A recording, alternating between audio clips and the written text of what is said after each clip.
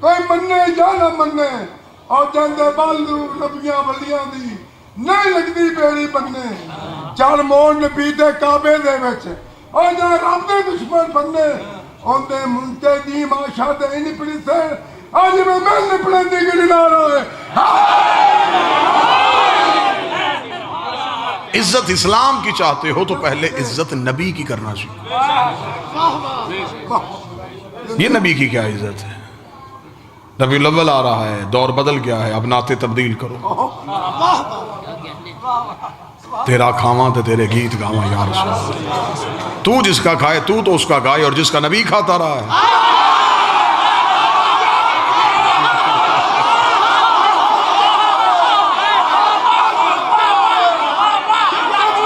شاہ مدینہ، شاہ مدینہ، یثرب کا والی، سارے نبی تیرے در کے سوالی. آگے بندے پیسے دیے جا رہے، یہ کوئی بھی نہیں پوچھ رہا یہ محمد کا در کون ہے جس کے سارے نبی سوالی ہیں. یہی تو ہم کہہ رہے ہیں انا مدینۃ العلم وعلی باب، علی وہ در ہے.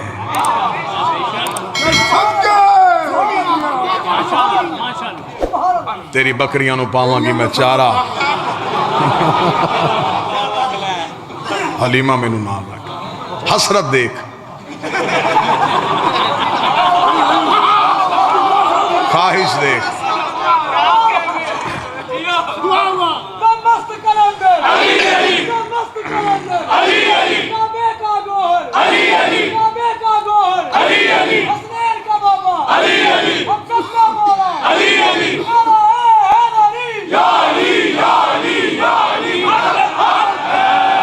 اچھا مولوی صاحب میرے اس کی بکریوں کی نوکری کیوں کرنی ہے جی؟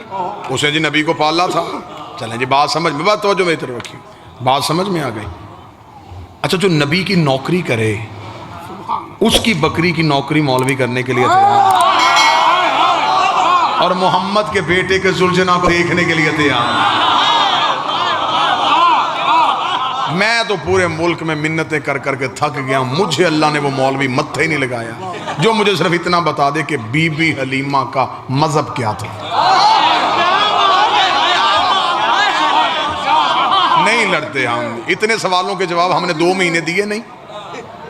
ممبر پہ کھڑے ہوتے تھے چٹوں کا ڈھیر لگ جاتا ہے، گھوڑا کہاں لکھا ہے، ماتم کہاں لکھا ہے، کڑی پہننا کہاں لکھا ہے. یہ سارے سوالات آپ نے کیے، ہم نے فراق دلی سے جواب دیے. اب ربیع الاول میں آپ تھوڑی محنت فرمائیے گا، زحمت کیجئے گا. آپ ہمیں صرف اتنا بتا دیجئے بی بی حلیمہ کا مذہب کیا تھا، کس کا کلمہ پڑھتی تھی. اگر آپ کہیں گے نبی کا تو آپ نے تو خود ہی کہا ہے کہ نبی تو 40 سال تک نبی نہیں تھا.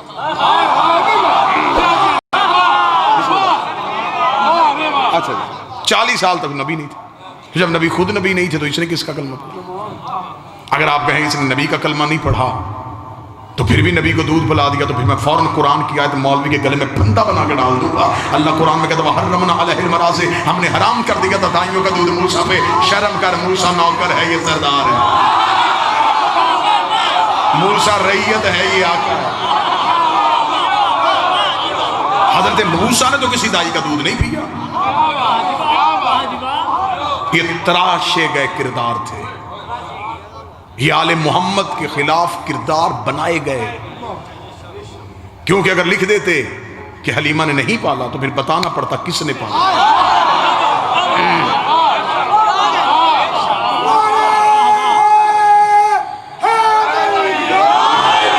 وہ ابو طالب بارے میں نہیں تھا، اس ابو طالب کا نام مورخ لکھنا نہیں چاہتا تھا.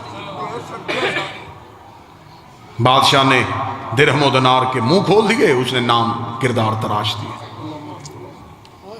چل ٹھیک ہے، تو نے جہاں جہاں تاریخ سے حضرت ابو طالب کے کردار کو فراموش کیا ہے، صرف اتنا بتا ہمارا نبی رہا کس کے گھر میں؟ حضرت ابو طالب. چل یہ بھی چھوڑ دے مولوی صاحب، ایک بات آسان، ربیع الاول میں یہ سوالات آپ کیجئے گا. آپ ہمیں صرف اتنا بتائیں اسلام کی پہلی دعوت کس کے گھر ہوئی تھی؟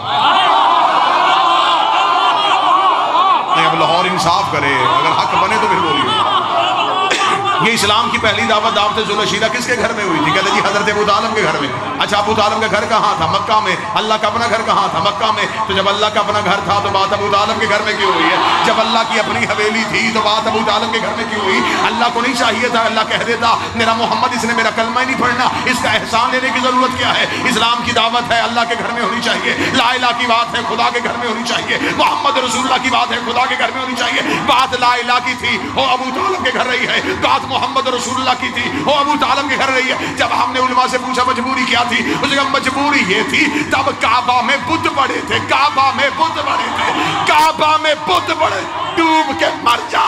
رحمان کے گھر بت تھے، عمران کے گھر بت رہے.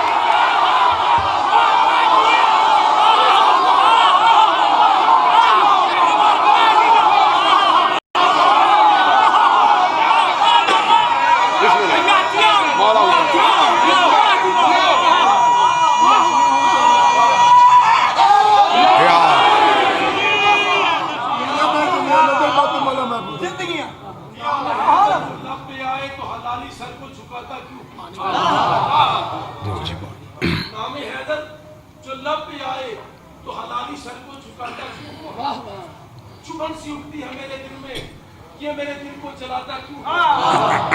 علی کا دشمن حرامی ہوگا، علی کا دشمن حرامی ہوگا. اے پاک محمد نے خود بتایا اے لال میرے یہ میری غلطی تو ہر کسی کو بتاتا کیوں؟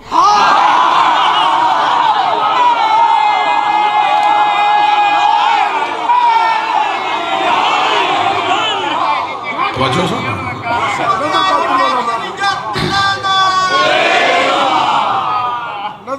بتانا پڑے گا کہ پھر ابو طالب نے پالا.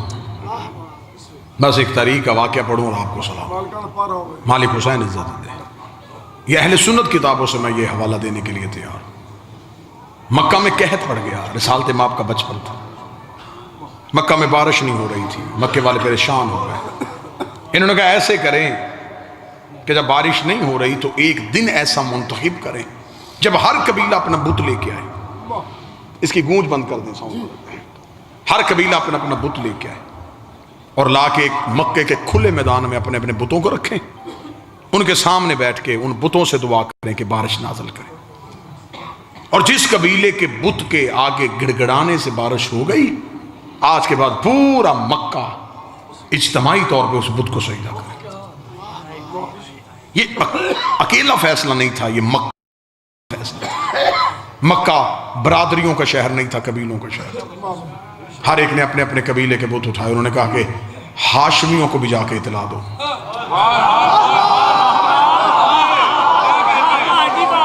کہ ہم نے تو اپنے بت خانہ کعبہ کی دیوار پہ بھی لٹکائیں، ہاشمیوں نے تو آج تک نہیں بتایا کہ ان کا بت کون سا. لہذا ہاشمیوں سے جا کے پوچھیں.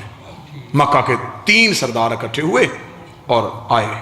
انہوں نے جا کے حضرت ابو طالب کے دروازے پہ دستک دی. اندر سے علی کا باپ. انہوں نے کہا ابو طالب ساری زندگی نہ ہمیں ہاشم نے بتایا کہ ان کا خدا کون سا ہے، نہ عبد المطلب نے بتایا کہ وہ کس خدا کو سجدہ کرتا ہے، نہ ہی تو نے بتایا کہ تو کس خدا کو جھکتا ہے. کل ہم نے مکہ میں تمام قبائل نے اپنے اپنے بت لے کے آنے. اگر تمہارا بھی کوئی خدا ہے تو لے کے آؤ، اگر نہیں تو پھر کل مکہ اجتماعی طور پہ فیصلہ کرے گا کہ ہاشمی کسی اللہ کو نہیں مانتے. ہر جب ابو طالب نے مسکرا کے فرمایا کہ کل ہم بھی آئیں گے. کل کے اجتماع میں ہم بھی شرکت کریں گے. مکے والوں میں یہ خبر بجلی کی طرح پھیل گئی. ابو طالب بھی آئے گا؟ کسے لے کے آئے گا؟ ان کا بت کیسا ہوگا؟ کسی کا سونے کا، کسی کا چاندی کا. یہ ہاشمی کیسا بت رکھتے ہوں گے؟ اچھا ان کے پاس بھی کوئی بت ہے؟ مکے والوں نے اس میدان کا جہاں انتخاب کیا تھا اپنے اپنے بت سجا دیے. سارے بیٹھ گئے اور نظریں ہیں ابو طالب کے گھر.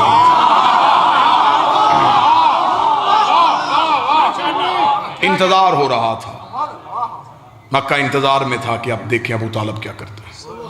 تھوڑی دیر بعد ابو طالب کے گھر کا دروازہ کھلا. کل ایمان کے باپ کا پہلا قدم مکے کے بازار.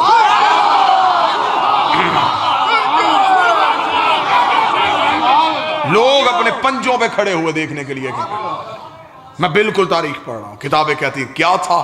ابو طالب نے کاندھے میں 5 سال کے محمد کو بٹھایا.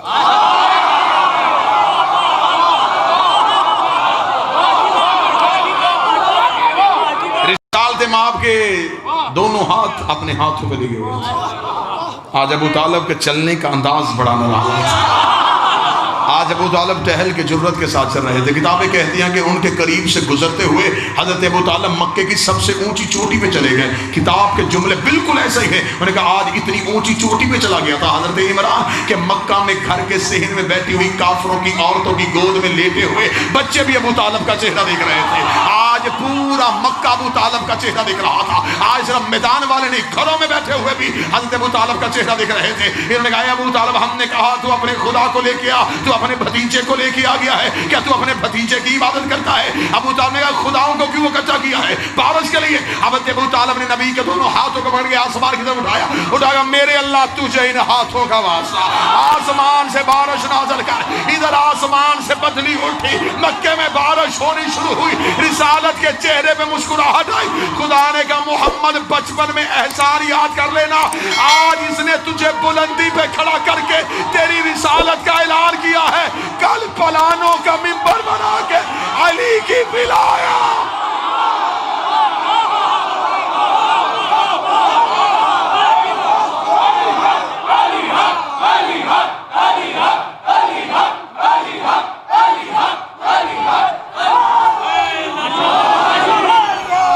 اس نے بتا دیا ہے محمد اللہ کا رسول ہے, تو نے بتانا ہے کہ علی میرا ولی ہے. اس نے تیری رسالت کا ہے, تو نے اس کے بیٹے کی امامت اور ولایت کا اعلان کر. یہ جو امیر المومنین کعبہ میں آئے تھے یہ بھی قرض کا بدلہ تھا. قرض سناؤں, خدا نے کہا ابو طالب میرا نبی تیرے گھر میں آیا, بابا دعا کرنا, تیرا علی میرے گھر میں. ابو طالب تو میرے بیٹے کا نام محمد رکھا, میں تیرے بیٹے کا نام علی رکھوں.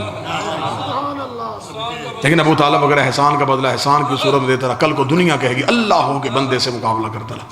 ایک احسان میں بڑھانے لگا ہوں. ابو طالب نے کہا وہ کیسے بڑھائے گا؟ خدا نے کہا تو میرے محمد کا نکاح فرش پہ پڑھا, میں تیرے علی کا نکاح. بولو جو ہاتھ اٹھا سکتے ہو.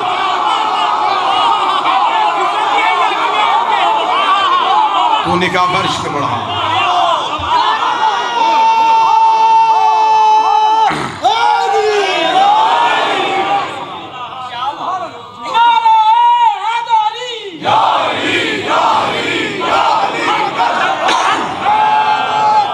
ہم احسان کا بدلہ دیں گے.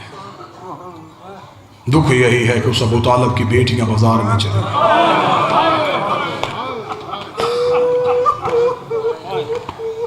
دین میں مشکل پڑی, جس نے سب سے پہلے دین کو بچایا تھا اس کی بیٹی بازار میں چادر مانگ رہی تھی.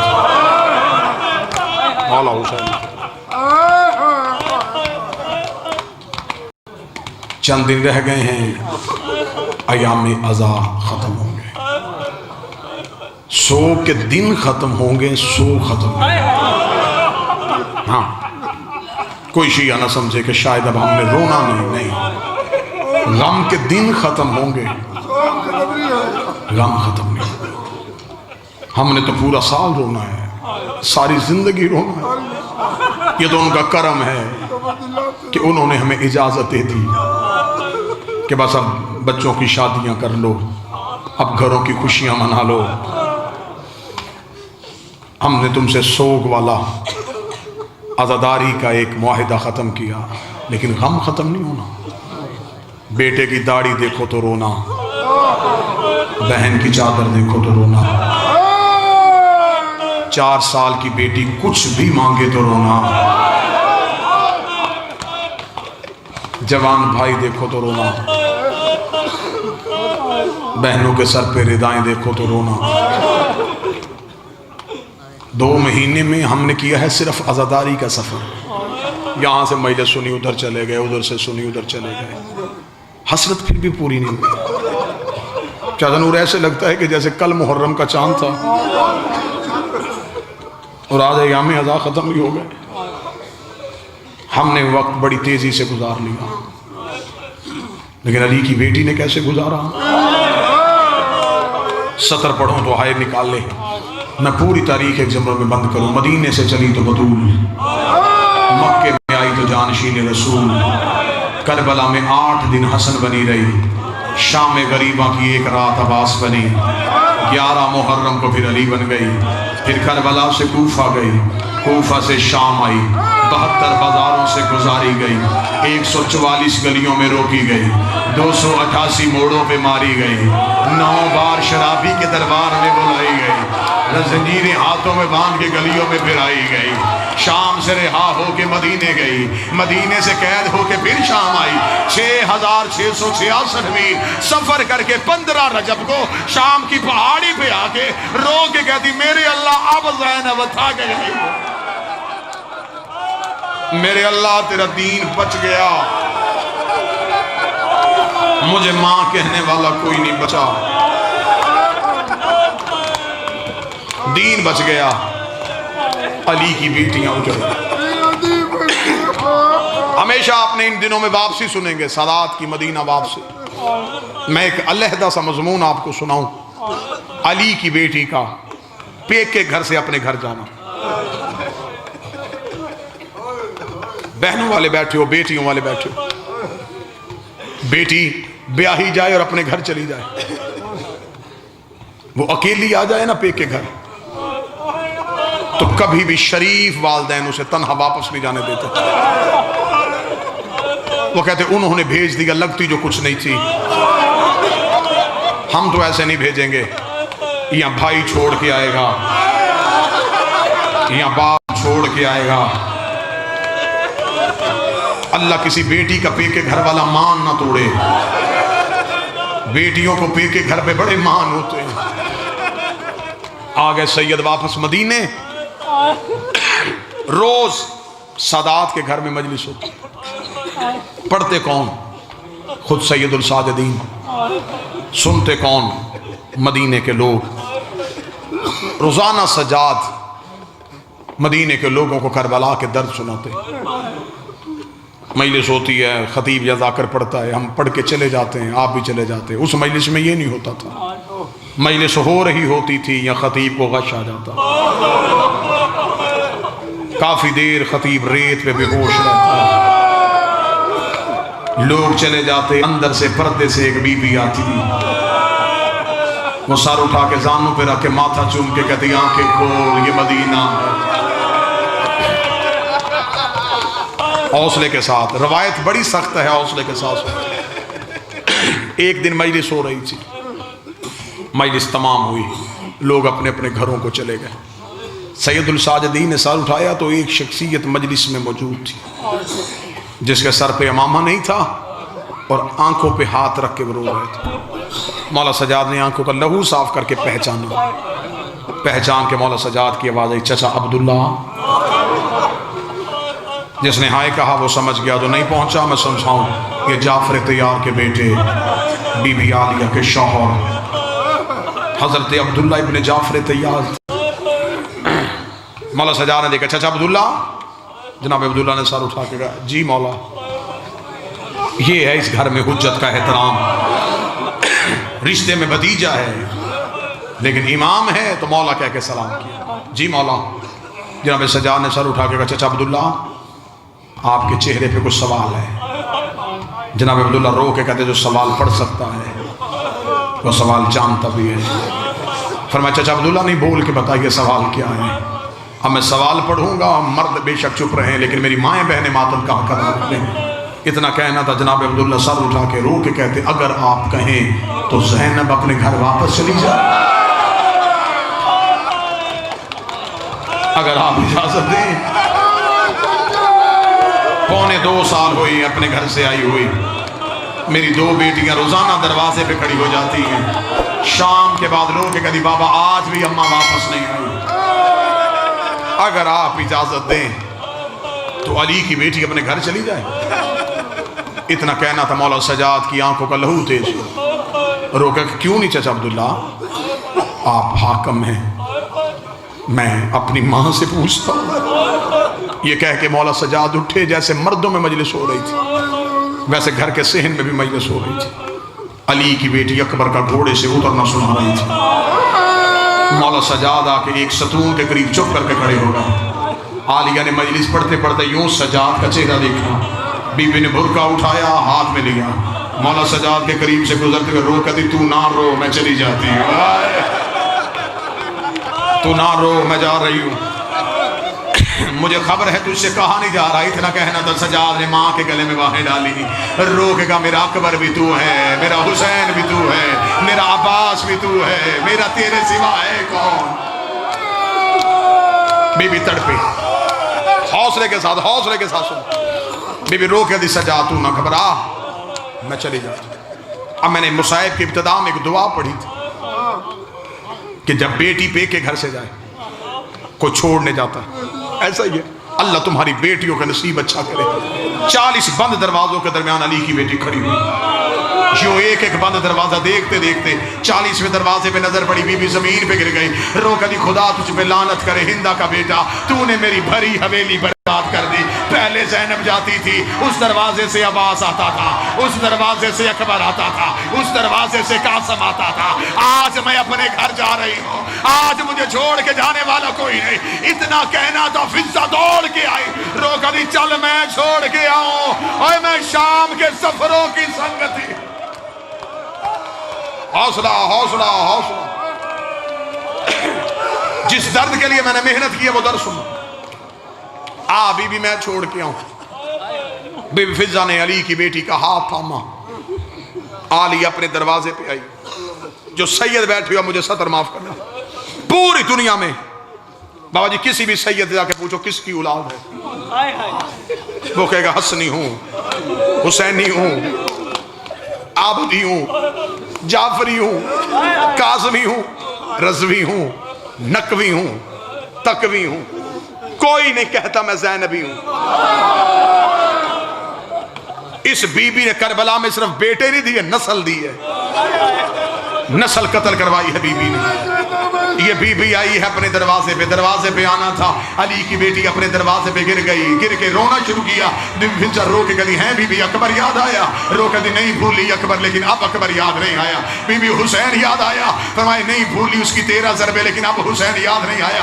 फिजा रो के गली बीबी अब तू दरवाजे पे गिर क्यों गई है। बीबी रो के गली अम्मा फिजा तुझे तो याद है करबला से लेके मदीने तक मैं जब भी रोई हो, या हुसैन को रोई, या अकबर को रोई, या हुसैन को रोई, या अकबर को रोई। आज 2 साल के बाद अपने दरवाजे पे आई हो, मुझे मेरा औन याद आ गया, मुझे मेरा मोहम्मद याद आ गया, ओए मेरे बेटे करबला में सो गए। इतना कहना था, अब्दुल्ला तड़प के बाहर आए, रोकेगा अली की बेटी ना रो, औन भी अकबर का सदका, मोहम्मद भी अकबर का सदका, सैयद मुझे माफ कर देना। जनाब अब्दुल्ला ने आलिया की कलाई पे हाथ रखा, बीबी को उठाने के लिए अब्दुल्ला ने हाथ पीछे किया, अब्दुल्ला के हाथ में लहू की लकीरें थी। रोग गया तुझे तेरी माँ की चादर का वास्ता, मुझे बता तेरी कलाइयां जख्मी क्यों है। रोग कहती अब्दुल्ला इधर हुसैन घोड़े से गिरा, मेरे हाथों में रस्सियां पहना के मुझे कभी उस बाजार कभी उस बाजार। अब्दुल्ला रो के कहता रहा दे दो इजाजत।